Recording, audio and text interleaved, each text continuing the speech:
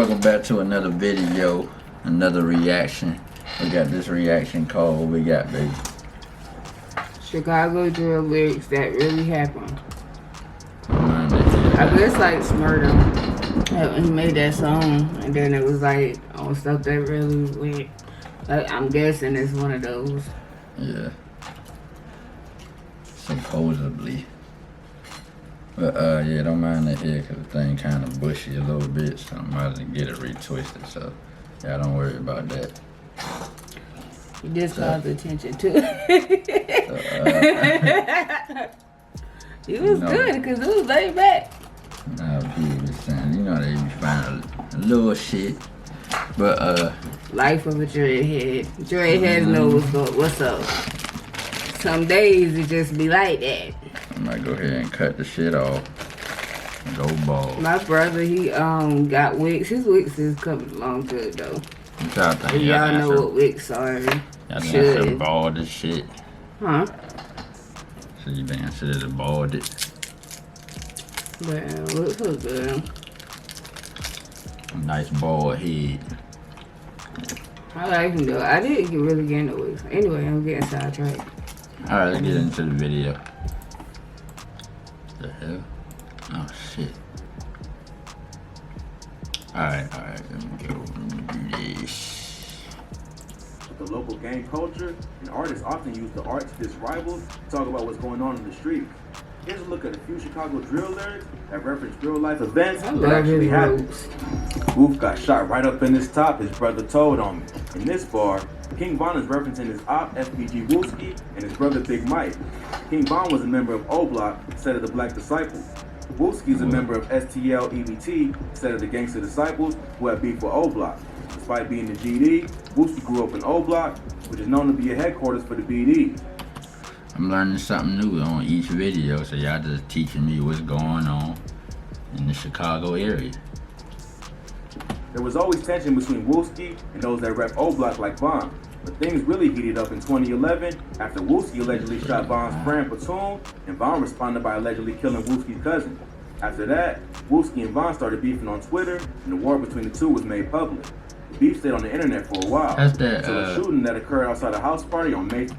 Is that the 11 and 12-year-old one? Wooski? Yeah, Stevie was the 11 and 12-year-old one. Steve or whatever.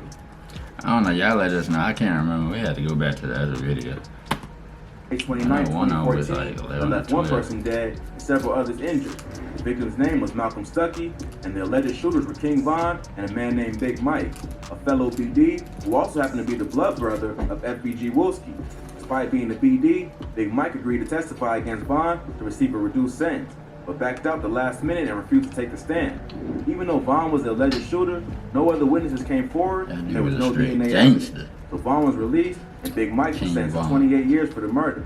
Check out our videos on rappers who beat a murder case for more info on this case. The fact that Mike was Wooski's brother only intensified the beef. However, Von was fighting the case until 2017, and therefore, nothing happened in the street. But the beef popped off again in 2018 after an O-Block member named HK was gunned down right outside the entrance of the Parkway Gardens house. Wooski was allegedly one of the shooters. Wooski then added fuel to the fire by dropping a diss track called Computers, where he disses several members of O-Block and takes credit for HK's killing. HK was King Von's best friend's brother, so he took the killing and blatant diss personally. Then, in October 2018, Drewski the Man, a rapper and affiliate of MOB, instead of the GDs, was shot and killed in the Washington Park neighborhood on the south side of Chicago. Wooski and his crew were in attendance at the funeral, which is when Von and the rest of O-Block got their revenge. While he was outside smoking a cigarette, Wooski was shot in the head by two gunmen in a drive-by that wounded 5 other people. But Wooski miraculously survived the shooting, and the beat continued right up until Von died in 2020. So in the Exposing Me remix, Von... The dude got shot in the head twice and lived to come out and continue to diss people. is referencing Wooski getting shot in the head outside the funeral, and Big Mike almost taking a stand against him in court. King Von blew up not long after Wooski was shot, and he continued throwing jabs at his opponent right up until the end. But Von is the only artist to describe the crazy violence going on in Chicago. This next artist raps about the killing of Tuka and Lil Marc, two half-brothers from Chicago who were both shot at a bus station in two separate incidents years apart. Let's check it out. Lil Marc and Shondell, they got killed in the same way. S-Dot and Tay600 are two rappers affiliated with the 600 sets of the Black Disciples. In this lyric, Tay600 is rapping about the killing of two half-brothers, Tuka and Lil Marc, who were both gunned down at a bus stop in Chicago 2 years apart. Shondell Gregory, aka Tuka, was a 15-year-old member of the STL set of the GDs who was gunned down on the night of January 12, 2011, while waiting for a bus on the 600 block of East 63rd Street in Chicago. The killing was believed to be retaliation for the killing of 17-year-old Edric Ty Walker, a member of the BDs, who was killed back in 2009. The GDs responded to Tuka's death by killing another member of the BDs, 20-year-old Odie Perry. After this deadly beef, GDs in St. Lawrence started going by the name Tukaville in honor of Tuka, and the BDs in the Parkway Gardens houses started to call themselves O-Block in honor of Odie Perry. As many members of the O-Block BDs gained prominence in the music industry, from Chief Keef to Lil Durk to King Von, Tuka became one of the most disrespected people in the history of hip-hop. Chief Keef brought the term smoking on the Tuka pack into popular culture, and 9 years after Tuka was murdered, King Von was still dissing him in the unreleased track How I Rock, Tuka Pack. If that wasn't enough, a few years later, Tuka's half-brother, Lil Marc, was killed the same way, waiting for a bus in the mean streets of Chicago. Lil Marc was... Hey, y'all stop waiting on buses in Chicago. Yeah. Just saying.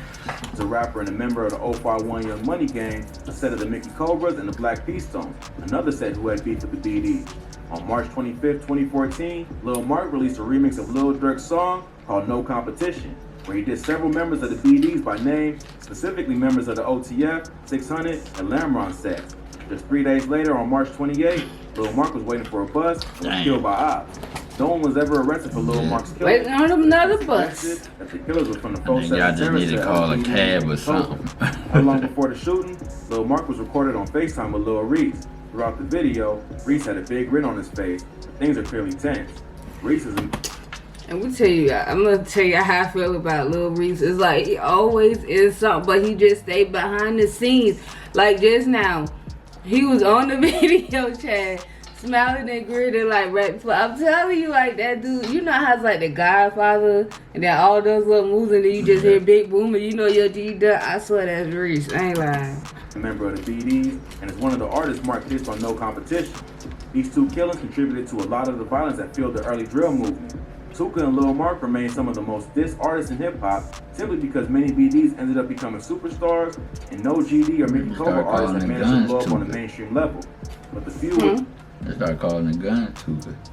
With the 051 gangs and the BDs didn't stop with Lil Marc. This next song references the killing of OTF Wooski, Lil Durk's cousin, and a member of the BDs who was shot in a parking lot in broad daylight, allegedly by a member of 051 Money Gang. Let's check it out. They found Wooski stuffed up in that car, just like they did Pop. FYBJ Main is a rapper affiliated with the Draw City set of the BDs and GDs. Members of Draw City are made up of Dark Side Black disciples and Outlaw Gangster disciples. So FYBJ Main claims BD, however he also claims BDK, meaning he had ops who are BD. Plus, he's also cool with well-known GDs and has made music with artists like FBG Duck and Wooski. In his track Exposing Me, he raps about the killing of OTF Nunu, or Wooski, who was shot to death in broad daylight in 2014.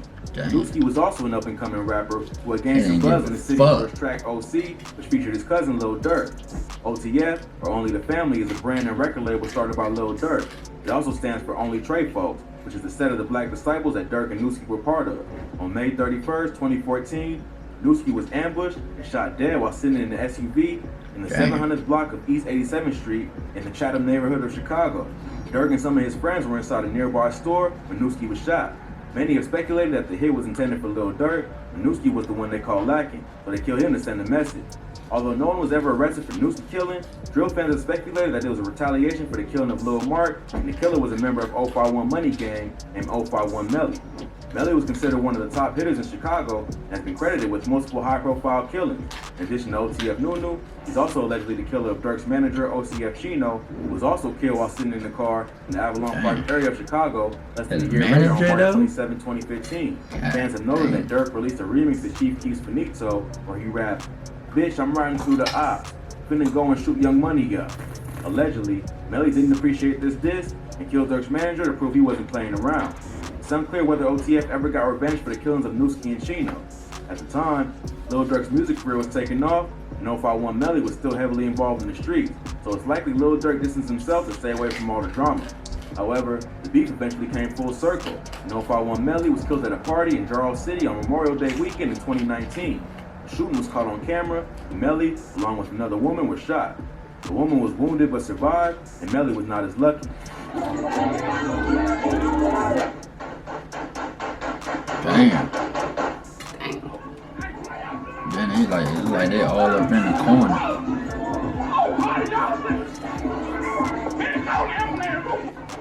Oh damn. Somebody damn.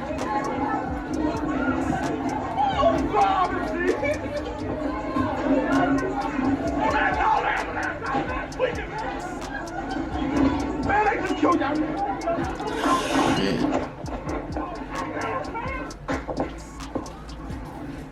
Because Melly was rumored to have so many bodies, it was tough for fans to figure out who was behind his killing. There was no retaliation shooting directly after the incident, which led many to speculate that he was set up by Jarrell City. Although Melly wasn't part of Jarrell City, he was cool with several members. In the video, the shooter is the only one letting off any shots, which at a normal house party would be understandable. But in Chicago with a house full of known gangsters, the fact that someone started firing and there was no immediate retaliation led many to believe that there must have been a setup. Police arrested a person of interest in the shooting, a dude named 007 Nate, who was a member of the Taekwondo World set of the GD. Nate was named as a person of interest, but never charged. It's unclear what the motive was, but internet rumors say that Melly and Nate had beef over a dice game where Melly lost and pulled a gun rather than giving up his cash. Nate got the drop on him at the house party, and the rest is Chirac history. Although unknown to the rap world, 051 Melly was a Chicago street legend, and his death closed a chapter on a wild era in the city. It seems unlikely that Durk and the OTF camp could have had any involvement in setting Melly up, because Jarrell City and FEG have serious beef with him. But I'm sure Durk wasn't too broken up about the murder, even if it was orchestrated by some of his ops. If you like this video, check out some of our previous videos. From rappers and gangs to rappers who beat a murder charge, we cover the most insane stories that you need to hear. Well, that's all for today. If you enjoyed this video, go ahead and give us a thumbs up. And let us know in the comments what you'd like to see in the video. We'll check it out. Don't forget to subscribe to our channel and hit the notification button so you never miss any great content like this. Catch you in the next video.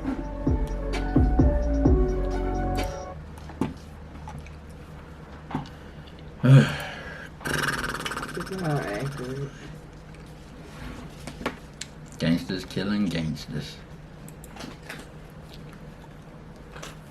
The chain is not gonna never stop. But hope y'all liked the video. Like and subscribe and holla at y'all later. Peace.